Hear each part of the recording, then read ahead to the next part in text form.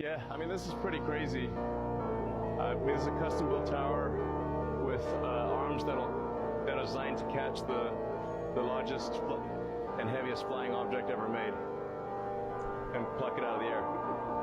I mean, that's the theory anyway.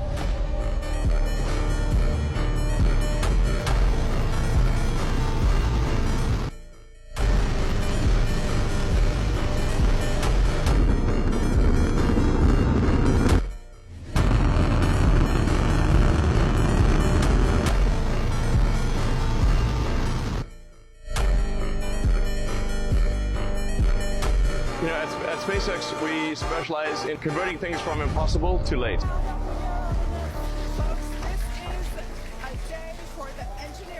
I love white people, but I don't like Donald Trump. The devil don't never give it to you in the intro. The devil gonna take his time with you. He gonna milk you in. Then he gonna flash on you. Nigga, you didn't know I was him?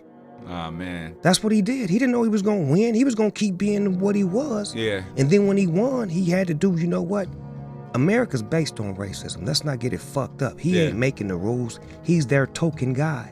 He's the one that maintains stability. Got this nigga out the White House and put some more white shit back up in here the way the shit was supposed to be. You get what I'm saying? And that's what the fuck the brainwash was, as opposed to, hold on, Obama trained the thought of, we can all work together. So whoever's the next president, there's not gonna be as much racism, and we've gotten over the gay phobia, we've gotten over the this phobia and this. But this nigga then came back and reinsured all of it all over again. Yeah. You got the Russian scandal. Yeah. You got the fact that it was a nigga in office for 8 years, eating barbecue, basketballing, doing all kinds of just cool shit. Yeah. So they like, you making white America black. Look at what it looked like now. When we were kids, no white kids wanted to be black. None of them. Now, so what do you think that's doing to their people up top? It's a brainwash. You get what I'm saying? So we got to restore order. Because in a minute, they going to be politicians. And if they acting like niggas, then they going to be looking out for niggas. When your head coach came out with a statement today saying she denounces all the racism that some people have felt in this league, players, trolls online, all those things, as one of the biggest stars in this league, what are your thoughts on the things not only your teammates have to endure, but just the entire league? And obviously, you spoke on this before, but just now that your coach and your GM are talking about it as well. Yeah, it's definitely upsetting. I don't think nobody in our league should be facing any sort of racism, hurtful, disrespectful, hateful comments and threats. You know, those aren't fans, those are trolls, and it's a real disservice to the people in our league, the organization, the WNBA.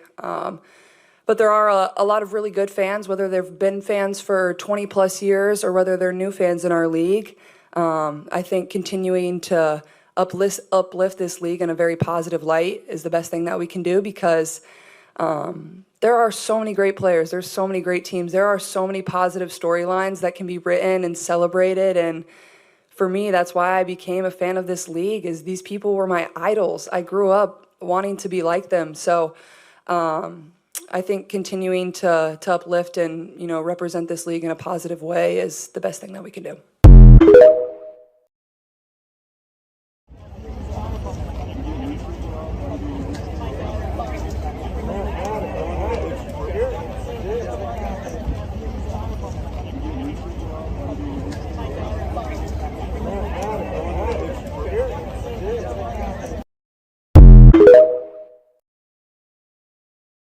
Well, it's sad but true.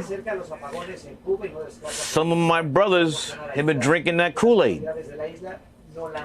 And I just hope that they get their minds straight, get their minds right in time for this election.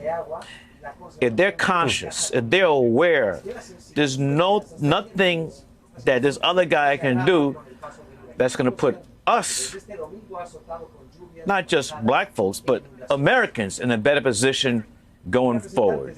So I urge, and I got to give credit to President Obama, because he's been going really hard on the brothers. Some might think too hard, but I don't think so. We got to wake up, you know, and don't go for the okie doke, the flim flam. Can't do that. We got to support our sister. The death of one of the world's most wanted men was, in the end, by chance. Yesterday, soldiers from tank and infantry training units operating in Rafah got in a firefight. The Israeli military released this drone video as it searched a house. They saw an unidentified fighter still alive.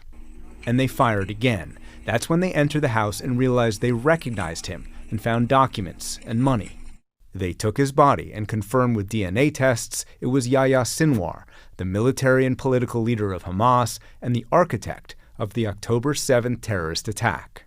Israel's top general Herzi Halevi visited the area and credited Israel's plan to push through Rafah despite international resistance. We conducted many special operations in this war where we had excellent information and pinpoint accuracy. Here, we didn't have that. And yet the response was very, very strong. Today is a religious holiday in Israel and across the country. They celebrated Sinwar's death. Bye-bye, Sinwar. But Israelis and senior U.S. officials say their immediate concern is the 100 remaining hostages, believed to be held in Gaza by mid-level Hamas leadership in tunnels. Israeli Prime Minister Benjamin Netanyahu. Today, evil has suffered a heavy blow, but the task before us is not yet complete. To the dear families of the abductees, I say, this is an important moment in the war. We will continue with all our strength until the return home of all your loved ones, who are our loved ones. But Israeli and American officials also hope Sinwar's death is the beginning of the end of the war. Pockets of Hamas fighters still attack and release videos showing targeting of Israeli tanks. Today, Netanyahu made them an offer. Whoever lays down his weapon and returns our hostages, we will allow him to go out and live. The return of our hostages is an opportunity to achieve all our goals, and it brings the end of the war closer. The U.S. hopes the end of the war, including a hostage release, can launch reconstruction and larger diplomatic efforts to provide Gaza new leadership. President Biden this afternoon in Berlin. Now's the time to move on. Move toward a ceasefire in Gaza. Make sure that we move in the direction that we're going to be in a position to make things better for the whole world. It's time for this war to end and bring these hostages home.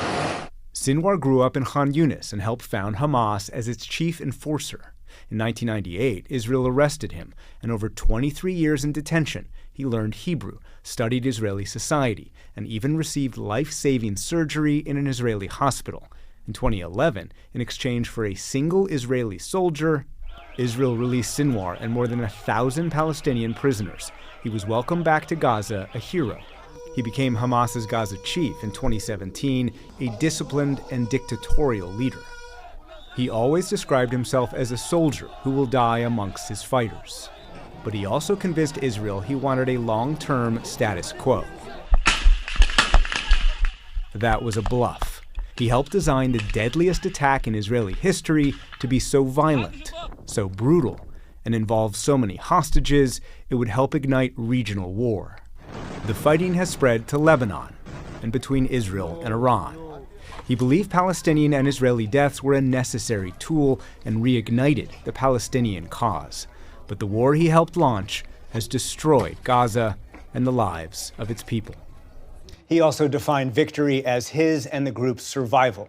And today, Jeff, Sinwar and nearly all of Hamas's leadership is dead. Nick, we know that the U.S. Secretary of State Tony Blinken is heading to the region. What's his goal for this trip? Try and make progress on hostages and the day after. On hostages, he hopes that new leadership in Hamas would be willing to make a deal that Sinwar is not, but it's not clear Hamas will have new leadership in time to even make that decision. And on the day after, the U.S. has been negotiating with Arab partners to take over security in Gaza as a transition to Palestinian Authority governance. But there's no agreement between Arab partners or with Benjamin Netanyahu. And so the U.S. does see this as an opportunity, but knows it'll be difficult to translate it into diplomatic and political progress. Nick Schifrin, our thanks to you as always. Thanks, Jeff.